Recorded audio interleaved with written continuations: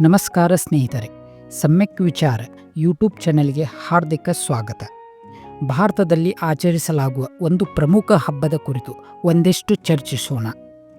ದೀಪಾವಳಿ, ದಿವಾಲಿ, ದೀಪದಾನೋತ್ಸವ ಎಂದೆಲ್ಲ ಕರೆಯಲ್ಪಡುವ ಈ ಹಬ್ಬವು ವಾಸ್ತವದಲ್ಲಿ ಯಾರ ಹಬ್ಬ? ಹಿಂದೂಗಳ ಹಬ್ಬವೋ ಇಲ್ಲ ಬೌದ್ಧರ ಪರ್ವವೋ ಎಂಬ ಜಿಜ್ಞಾಸೆಯನ್ನು ಈ ವಿಡಿಯೋದ ಮುಖಾಂತರ ಪರಿಹರಿಸಲು ಪ್ರಯತ್ನಿಸಲಾಗಿದೆ. ಆದ್ದರಿಂದ ಈ ವಿಡಿಯೋವನ್ನು ಕೊನೆಯವರೆಗೂ ಗಮನವಿಟ್ಟು ನೋಡಿ. ಹಿಂದೂಗಳ ನಂಬಿಕೆಯ ಪ್ರಕಾರ ಕಾರ್ತಿಕ ಅಮಾವಾಸ್ಯೆ ಅಂದರೆ ದೀಪಾವಳಿಯ ದಿನದಂದು ರಾಮನು ವನವಾಸವನ್ನು ಮುಗಿಸಿ ಅಯೋಧ್ಯೆಗೆ ಮರಳಿ ಬರುತ್ತಾನೆ ಮತ್ತು ಅವನ ಆಗಮನವನ್ನು ಅಯೋಧ್ಯಾವಾಸಿಗಳು ದೀಪ ಬೆಳಗಿಸಿ ಆಚರಿಸಿದರೆಂದು ನಂಬಲಾಗುತ್ತದೆ. ಆದರೆ ವಾಲ್ಮೀಕಿ ರಾಮಾಯಣ ಮತ್ತು ರಾಮಚರಿತ ಮಾನಸದಲ್ಲಿ ರಾಮನು ಅಯೋಧ್ಯೆಗೆ ಮರಳಿದ ದಿನ ಕಾರ್ತಿಕ ಅಮಾವಾಸ್ಯೆಯಾಗಿರದೆ ಬೇರೆಯದೇ ದಿನವಾಗಿದೆ. ಮೇಲಾಗಿ ವಾಲ್ಮೀಕಿ ರಾಮಾಯಣ ಮತ್ತು ರಾಮಚರಿತ ಮಾನಸಗಳು ಮಹಾಕಾವ್ಯಗಳಾಗಿದ್ದು ಐತಿಹಾಸಿಕ ದಾಖಲೆಗಳಲ್ಲ ಮತ್ತು ರಾಮನು ಒಬ್ಬ ಕಾಲ್ಪನಿಕ ಪಾತ್ರವಷ್ಟೇ. ದೀಪಾವಳಿ ಎಂದು ದೇಶದ ತುಂಬೆಲ್ಲ ಸಂಭ್ರಮದಿಂದ ಆಚರಿಸಲ್ಪಡುವ ಈ ಮಹಾಪರ್ವ ಮೂಲತಃ ಕ್ರಿಸ್ತ ಪೂರ್ವದಿಂದಲೂ ಬೌದ್ಧ ಧರ್ಮದಲ್ಲಿ ಆಚರಿಸಲ್ಪಡುತ್ತಿದ್ದ ದೀಪದಾನೋತ್ಸವದಿಂದ ಎರವಲು ಪಡೆಯಲಾಗಿದೆ ಎಂದರೆ ತಮಗೆಲ್ಲ ಆಶ್ಚರ್ಯವಾಗಬಹುದು. ತಥಾಗತ ಗೌತಮ್ ಬುದ್ಧ ನಿರಂತರ 6 ವರ್ಷಗಳವರೆಗೆ ಕಾಡಿನಲ್ಲಿ ಸಾಧನೆ ಮಾಡಿ ಮನುಷ್ಯರ ದುಃಖ ನಿವಾರಣೋಪಾಯದ ಸಂಬುದ್ಧಿ ಪಡೆದ ಮೇಲೆ ಮೊದಲ ಸಲ ತನ್ನ ಹುಟ್ಟೂರಾದ ಕಪಿಲವಸ್ತುವಿಗೆ ಬರುತ್ತಾನೆ. ಅವನ ಆಗಮನವನ್ನು ನಗರವಾಸಿಗಳು ಅತ್ಯಂತ ಸಡಗರ ಸಂಭ್ರಮದಿಂದ ತಮ್ಮ ಮನೆಗಳ ಮುಂದೆ ದೀಪ ಬೆಳಗಿಸಿ ಸ್ವಾಗತಿಸುತ್ತಾರೆ. ಬುದ್ಧನು ಕಪಿಲವಸ್ತುವಿಗೆ ಆಗಮಿಸಿದ ದಿನವೇ ಕಾರ್ತಿಕ ಅಮಾವಾಸ್ಯೆ.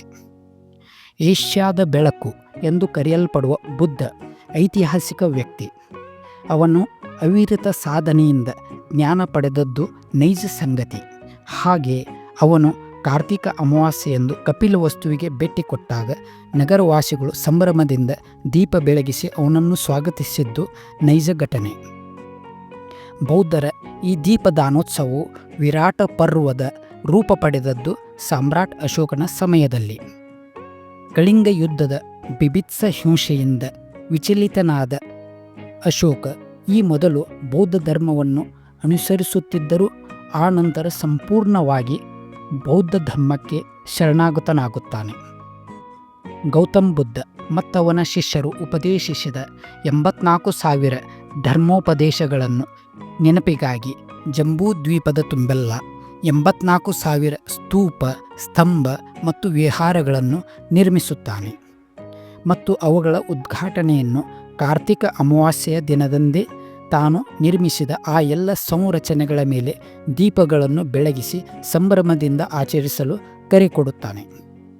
ಅವನ ಆದೇಶಕ್ಕೆ ಮನ್ನಣೆ ಕೊಟ್ಟು ದೇಶವಾಸಿಗಳೆಲ್ಲ ದೀಪ ಬೆಳಗಿಸಿ ಬುದ್ಧ ಸ್ತುತಿ ಮಾಡುತ್ತಾ ಆ ದಿನವನ್ನು ಸಂಭ್ರಮದಿಂದ ಆಚರಿಸುತ್ತಾರೆ. ಹಿಂದೂ ಧರ್ಮದಲ್ಲಿ ದೀಪಾವಳಿಯಂದು ಲಕ್ಷ್ಮೀ ಪೂಜೆಗೆ ಅಗ್ರಸ್ಥಾನವಿದೆ. ಇಲ್ಲಿ ಪೂಜಿಸಲ್ಪಡುವ ಲಕ್ಷ್ಮಿ ಬೇರೆ ಯಾರೂ ಆಗಿರದೆ 19ನೇ ಶತಮಾನದ ಕಲಾವಿದ ರಾಜಾ ರವಿವರ್ಮನಿಂದ ಬೌದ್ಧ ಶಿಲ್ಪಕಲೆಗಳಿಂದ ನಕಲು ಮಾಡಲ್ಪಟ್ಟ ಗೌತಮ್ ಬುದ್ಧನ ತಾಯಿ ಮಹಾಮಾಯಾದೇವಿ ಆಗಿರುತ್ತಾಳೆ. ಆಡಂಬರದ ಅರ್ಥಹೀನ ಆಚರಣೆಗಳನ್ನು ತ್ಯಜಿಸಿ ನೆಲಮೂಲದ ಭವ್ಯ ಪರಂಪರೆಯನ್ನು ಪುನಃಸ್ಥಾಪಿಸುತ್ತಾ ದೀಪದಾನೋತ್ಸವವನ್ನು ಅರ್ಥಪೂರ್ಣವಾಗಿ ಆಚರಿಸೋಣ. ಸ್ನೇಹಿತರೆ, ಇಲ್ಲಿ ದೀಪ ಬೆಳಗಿಸುವುದೆಂದರೆ ಬುದ್ಧನ ನುಡಿಗಳನ್ನು ಸ್ಮರಿಸುತ್ತಾ ಆ ನುಡಿದೀಪಗಳನ್ನು ನಮ್ಮ ಜೀವನದಲ್ಲಿ ಪಾಲನೆ ಮಾಡುತ್ತಾ ನಮ್ಮ ಮನದಲ್ಲಿನ ಅಜ್ಞಾನವೆಂಬ ಕತ್ತಲೆಯನ್ನು ಸುಜ್ಞಾನವೆಂಬ ಬೆಳಕಿನಿಂದ ಹೊಡೆದೋಡಿಸುವುದೇ ಆಗಿದೆ. ಆಪ್ ದೀಪೋಭವ ಅಂದರೆ ನಿಮ್ಮ ಬೆಳಕು ನೀವಾಗಿ ಎಂದು ಹೇಳಿದ ಭಗವಾನ್ ಬುದ್ಧನ ಮಾತುಗಳು ನಮ್ಮೆಲ್ಲರ ಹೃದಯಗಳನ್ನು ಬೆಳಗಿಸಲಿ. ಬೆಳಕಿನ ಪರ್ವ ದೀಪದಾನೋತ್ಸವ ನಮ್ಮ ಮನಗಳನ್ನು ಬೆಳಗಲಿ ಎಂದು ಹಾರೈಸುವೆ.